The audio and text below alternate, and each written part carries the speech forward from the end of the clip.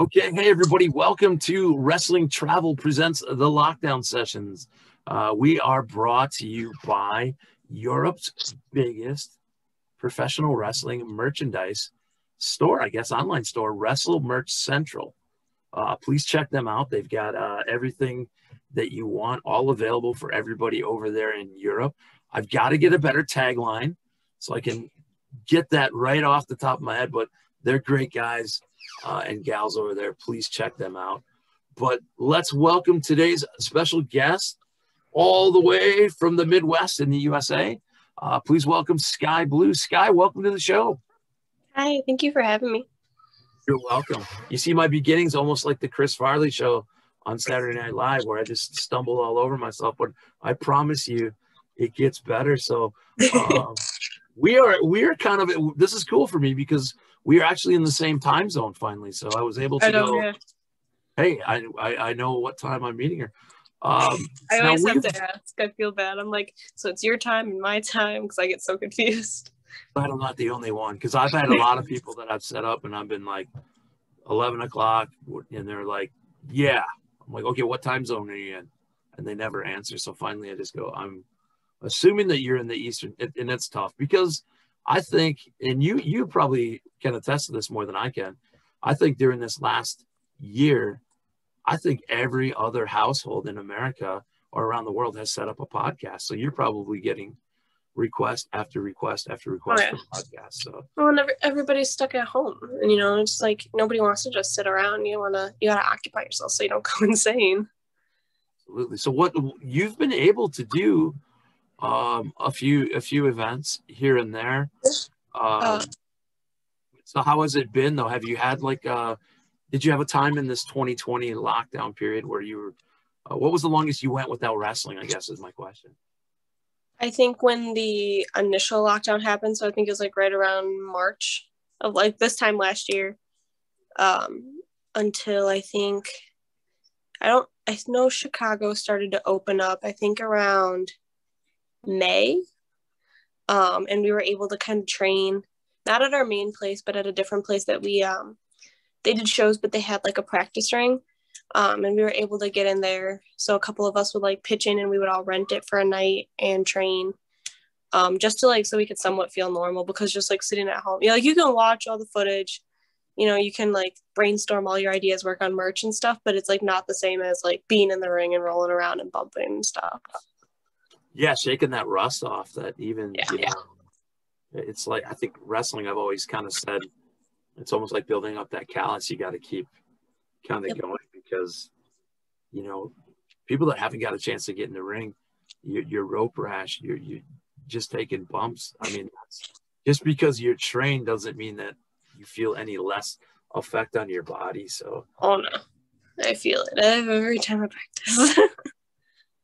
And sometimes in practice is worse too, because at least or no crowd too sucks, because at least when you got a crowd, you're almost you got the adrenaline, or for me, I got that inner voice going, don't cry now. Get up. Just don't show any, you sell, but you don't want to, you crack. You don't want to actually die in front of them all. Yeah. I don't know why I said that, but yeah, you just don't want to start crying. No, I know what you mean. I remember taking a move in a match and it knocked the wind out of me really bad. And I was just please don't cry, please don't cry, please don't cry. This is the finish. I didn't want to look like an idiot. They ended up having to cut it anyways, but. I had a match years and years ago, and unfortunately, as happens still in wrestling, a company hires a couple guys that say, yes, they're trained. And nobody checks up on them. Yep. You get in a ring with. I'll be honest. I went to this company, who will not be named, and a ring set up for practice, and a guy kept knocking me in the mouth because he was locking up right-handed. So that's right away where I'm like, what is going on? Yeah. His collar and elbow was right hand collar. And I'm like, what do we? And the guy actually said to me, the guy running the promotion, we train people to wrestle both sides. So in case there's a mistake, and I'm like, you're just asking for a mistake. And I'm young and dumb at this time, but I know that. Anyway, it's a tag team match, and I'm going to get up, and the guy drops an elbow, and the point of his elbow goes into my rib cage, and my wind is gone. I had to roll outside, and you know that feeling. You think you're dying. I was like, you can't catch your breath. So there is Blue. There's Blue. I'm sorry. That's awesome. That's great. That's a little. He's a little talkative guy. That's great. I might need him for some of my interviews in case my questions get bad. So yeah, I mean, recovering from the wind getting knocked out of you. I know it's part of the business, but it sucks. Yeah, 100%. I took do you know Billy Starks? I know the name. Yes. I love her dearly. And we wrestled on February. It was a couple weekends ago up in Minnesota for first. And we did an outside spot, and she ended up power bombing me on the floor. And we had no pads. So it was just straight church carpet. And I had the wind so knocked out of me, and she came to get me, and I was like, nope, I can't breathe. Hold on. Like, it was like that. It's like, it takes a second because you have to catch it. And once you catch it, then you're good. It's just like that. It's the moment till you catch it that hurts so bad. Right. And then your brain and your body, like it's almost like it takes a minute to catch up. Like, where am I? What am I doing? Like that whole like process. You're like frozen because you're so focused on breathing. 100%. I was in 6th grade, and some big dude, we watched wrestling, and he put me in the sleeper, which if you're watching at home, kids, do not try that. But guy grabbed me, got me, and I was a little smart aleck, so yeah, go ahead. I just remember coming to, my head hurting so bad, and me going, am I in bed? Am I getting ready for breakfast? Like, where am I? And I'm in the cafeteria at the junior high. But enough about me and my stories. I want to back up. How long have you been in the business? So everybody that maybe doesn't know, how long have you been wrestling? It will be 5 years at the end of this month. Fantastic. And then when you were a younger, if you have to check on the cat, you go ahead. I was going to say, yeah, hold on. All right. So we're live with Skye Blue as Skye the cat is getting into trouble, which is fantastic when you do live. He's a little troublemaker. I'm sorry. That's cool. He was done. I was going to ask, so you've been in for 5 years, but you know, everybody I talked to, when was that first time that you started watching pro wrestling on television, when you kind of got the bug, and who were some of the people that you were watching that were some of your favorites growing up? So my parents were both super big fans. They were at the SummerSlammers, Undertaker versus Undertaker. I don't remember what year that was, but they were there. So they always like watched it when I was growing up, and I never understood it. I remember being little and being like, why are they hitting each other with chairs? Like, I just like thought it was so dumb. And but then I think I was in high school. My mom was like, hey, come sit down and watch this. And I was like, okay, whatever. And I watched it, and I just like fell in love with it. I was like, whoa, this is actually cool. And she's like, yeah, they're not just hitting each other with chairs for the hell of it. Like, it's fun. So like I fell in love with it, but I was so against the divas. I remember I would always tell my mom, I was like, I don't want to be a girl, I want to be one of the guys. And she's like, what? So once like the revolution started, then I like loved like that they were letting the girls do what the guys could do. No, that's something I usually bring up. I try not to now because I feel like I'm cliche, but when I'm talking to a female professional wrestler, one of my first interviews that I got to do was with the Blossom twins out of the United Kingdom. They're great girls. And I said, back in that early 2000s, mid 2000s, I would tune into TNA, and I'm watching it, and I'm like, these girls are kicking ass. Yeah. And dare I say it, have a better matches and better storylines than some of the guys. And I always bring up and I'm glad you brought it up first, because we got stuck with the bra and panties, pillow fight matches and stuff. So it's got to be so happy that you're not in that era, that women are kicking ass.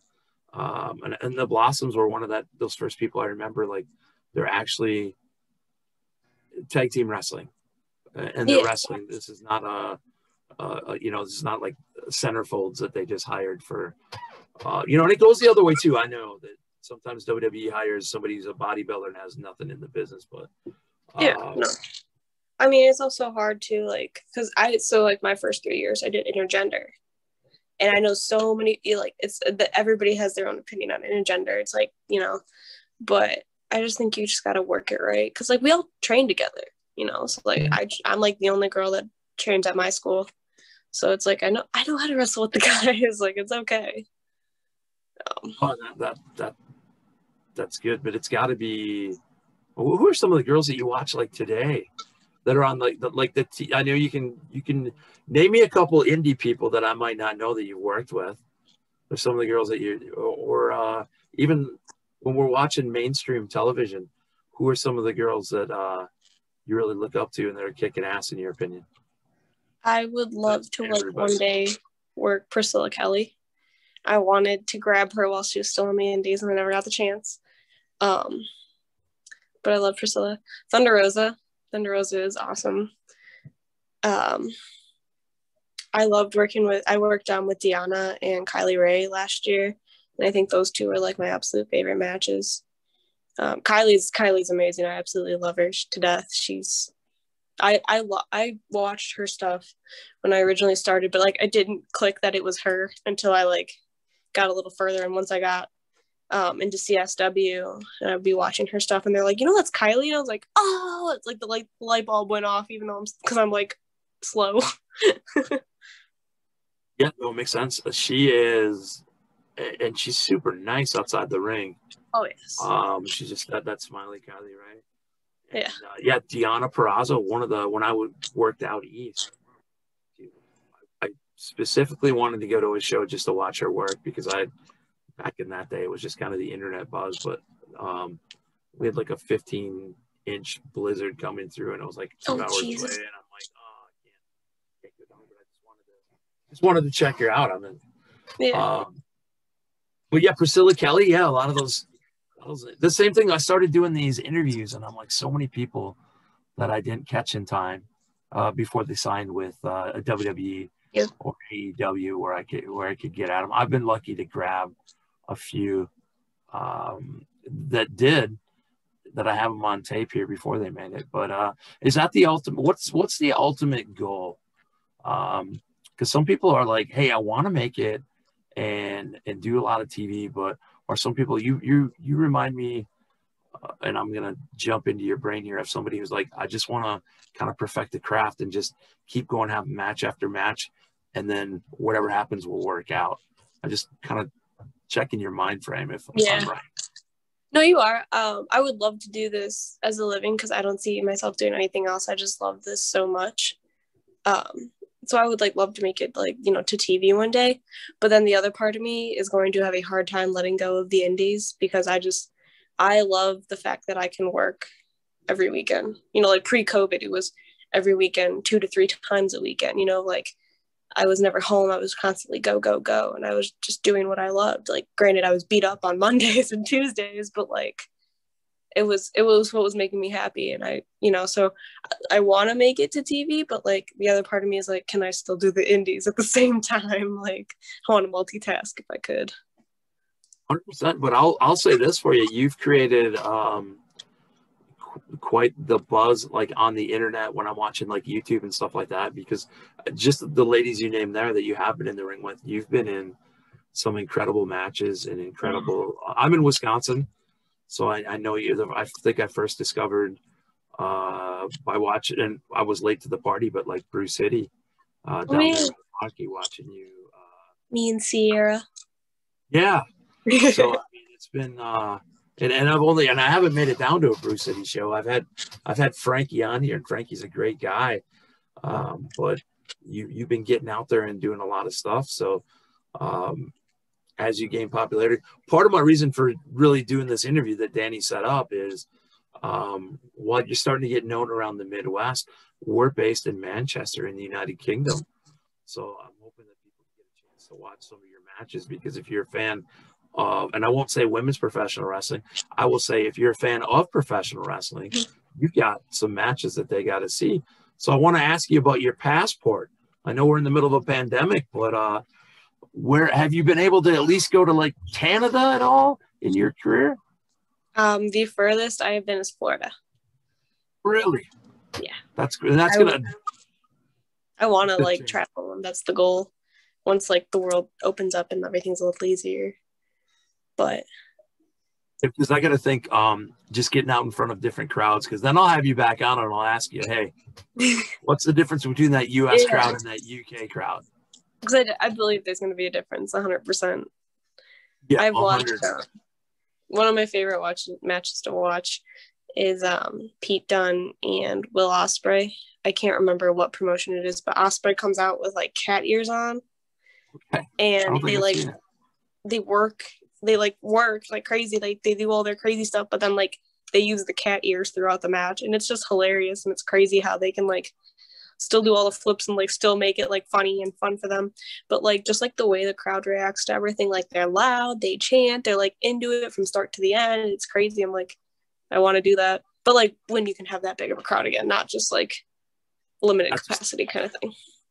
Not just 5 guys in the crowd. Yeah, no, I love it. It's yeah. They always talk about, oh, the U.S. takes over, the crowd takes over, but I'm like, man, when you watched a Raw that's taped and watch this crowd in like Manchester, and they are like not taking over, they're like part of the show. Yeah. The chants, the stuff they do for Bailey, it's fantastic. So Priscilla Kelly signed, so she's kind of a dream opponent, but do you have a few others that you could name without offending everybody? Because I know that I could tell you'd work with everybody, but a couple other on the what about Lufisto up in Canada? That would be, to me, that would be a great matchup. I mean, I'm honestly down for anything. Like I would love to do. I want to work with different people because like I feel like you learn something every time you work somebody different, because everybody has a unique way of doing something and does something different kind of thing. Yeah, 100%. Yeah. Who's other people? I'd love to work Kylie again, just because like I want to be greedy and steal Kylie. I know she's taking a break from wrestling, but Shaw Guerrero, I met her down at the Diamond Cup in Florida, and she was like super sweet and super awesome. So I would love to work with her once or a couple times, however many times I could steal her. Yeah. Thunder Rosa eventually. Who else? There's a couple that I can't say because they're Mania matches, but okay, perfect. Once they're announced, I'll share the flyer. Yeah, let us know. I know coming up, you've got Rok-C coming up down in Florida. I'm super excited for that. Yeah, we were going to get a chance to talk with her yesterday. We'll reschedule and get her on too. But what are your thoughts on that match? Is that a first time matchup, or have you guys wrestled before? Yes. No, it'll be first time. And I'm like super excited for it because I feel like we're both super athletic, and we're kind of like the same size, and we do kind of have similar move sets and like styles. So I think it'll be really fun, and we can just like go crazy and steal the show. So I'm super excited to work with her. Yeah, we are too. That promotion down there, we've been getting a lot of really good matchups and everything. So are you allowed to say, stop me if I'm wrong, this is live. What's live to tape, but are you allowed to say you're going to be down in Tampa during the week? No, yeah, I'll be down for Mania week. Okay. Yeah. I know we talked off camera. The matches are not announced yet though, but I will be down there. Anybody that makes it down to Tampa, please check you out. And also, I know that you're going to be on some streaming like Fight TV, Title Man, all that, the stuff that comes along. It'll be fun. I'm excited. First Mania. Oh, Mania week. Yeah, Mania week. That's and we talked off camera. That's exciting and nerve wracking. Everybody packs in a lot during Mania week. You are going to take a huge nap, I believe, when you get home. Oh yes, or the plane ride home will be a big nap. It's really nice to see that some things are open up. You talked about Thunder Rosa. Now, my mind, did you get a chance to wrestle at Mission Pro yet, or am I mistaken? Yes, you did, right? Okay. I went down last month. Last month? Yes, last month. I wrestled Red Velvet. Right. Okay. My mind is a little. I took over for Danny, so my preparation is really terrible But that's an awesome promotion because that's women from top to bottom. Yeah, it was insane. It was awesome. Yeah, and the crowd absolutely loved it too. It was, and I had never been down to Texas either, so it was a new place, a new experience kind of thing. So it was really cool, and we got to wrestle outside because it was actually like nice out and not like mountains of snow on the ground. How awesome! That's the one thing that people don't understand that you miss from your travels is being able to come from the Midwest and go someplace warm. It's just so much nicer. Right, it's so cold here.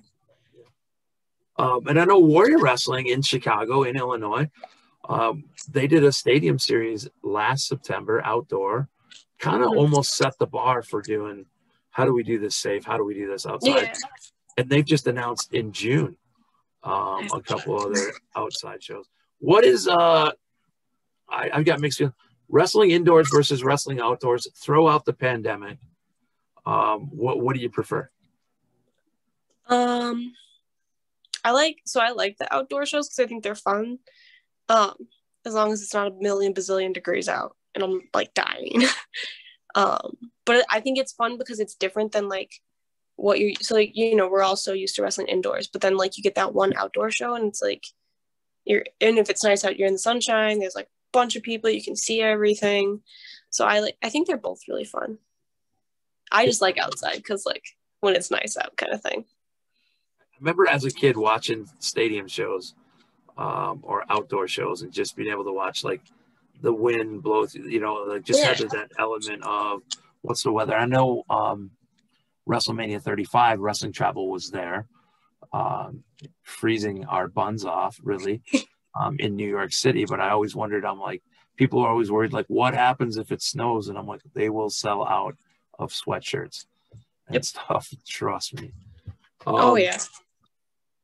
Final couple questions because I want to be respectful of your time, and I don't want Blue to miss his mother too much or get into too much trouble. He's roaming around now. He's good. How old is Blue actually? He is, if I'm correct, he's 2.5. There is a 1.5-year-old husky downstairs as well. But if he was up here, you would not hear me. He would just talk to you. So he might be able to take over the interview for me. He might. He would. More prepped. He's the funniest thing. He'll like sit on the couch with you, and we'll have like wrestling on or whatever, and he'll just howl. And then you try to feed him or let him out, and no, he's just having a conversation with you. It's the funniest thing. We'll get him on. We have several mutual friends. We talked, of course, about referee Dan Perch, kind of off camera. What a great guy. We both said a lot of really good things about you, Perch, off camera. But Dan Perch is one of the guys that is working hard. And I always think if you're just a casual wrestling fan and you don't really notice the referees, but how important is it and refreshing when you get to a show and you realize that Perch is your referee or a guy like that you can trust. It's definitely like a weight lifted off your shoulders, especially if you're doing like a crazier match. Like I've done like up at Bruce City, I did like a War Games, and a couple days prior I had a root canal that didn't go very well, so I was like all swollen on painkillers and stuff. And I think Perch was one of the refs, and it just like, and I had never done like a hardcore match at all, so I was nervous. And like having the painkillers in me, like I was very shaky, and I was just like, I don't want to bleed everywhere. I don't want, I didn't want nothing horrible to happen. And like Perch like helped me calm down about it, so he was really cool. And like especially if you're doing like a bigger match, like where you feel nervous, which like will still happen to me all the time, like for the big matches. Like Perch is like really good about like calming you down and like being like, yeah, I'll be there for whatever spots you need. I'll talk to you. And he's like always there. He's really awesome. He's just like a genuine dude. I've watched him referee some huge matches with some huge spots and then go and referee another huge match with some huge spots. And he's calm, cool, collected.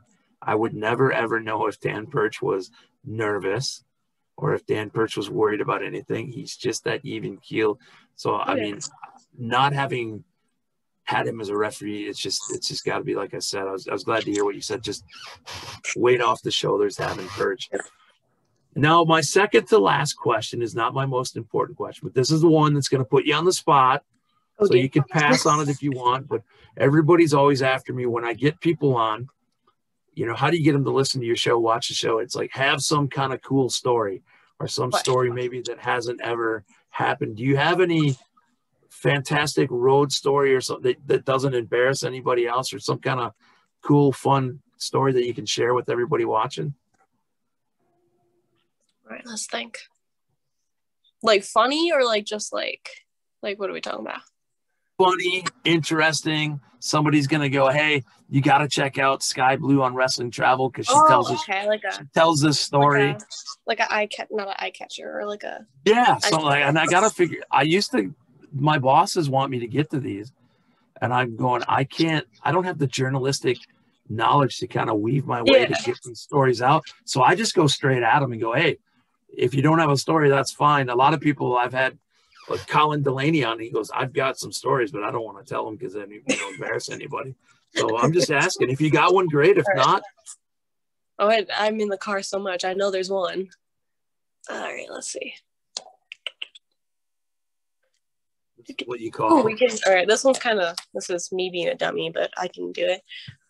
Back when, I think this was last year, I was an extra for Shine up in their double weekend where they were Detroit, Michigan, and then Logan Square in Chicago. And my mom didn't want me to go by myself, so my mom came because mom loves wrestling too. And so we had to be there at, I think, 10 a.m. So we left our house at 4 a.m. And granted, they asked me to like dress up and everything too. So I was like in a dress at 4 a.m. in the cold. We get there. They didn't get, everybody for the show got there late.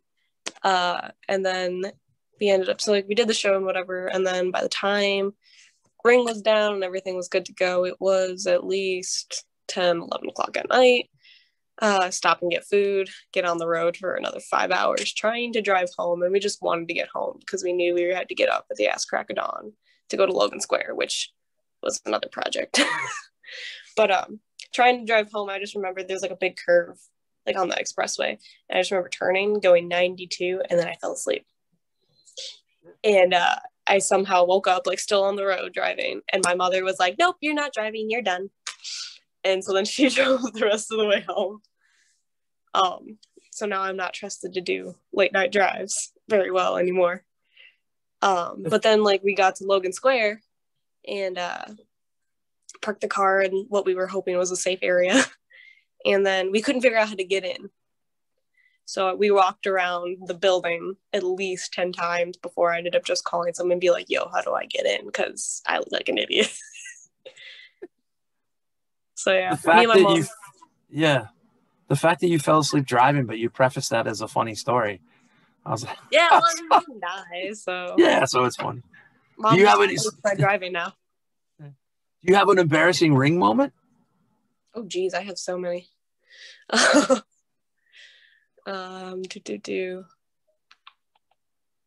Like embarrassing as in like wardrobe malfunctions, so plenty of those. Those are anything. I don't. Yeah. Let's stay away from wardrobe malfunction. That's too easy. Okay. I've had too many of those. We can do. Okay, so I wrestled. Oh, okay. So this was like an older match, and I was wrestling a guy, and he had like a lucha mask on, and it was his first match, but like not as himself. He was just like the mask gimmick, and we were doing just a normal match, back and forth, baby, whatever. And then we did like a corner spot, and we ran corner to corner. And then I rolled him out and I pinned him. And I just remember the ref, who was like the owner of that company, saying, go home, he's bleeding. And I was like, what do you mean he's bleeding?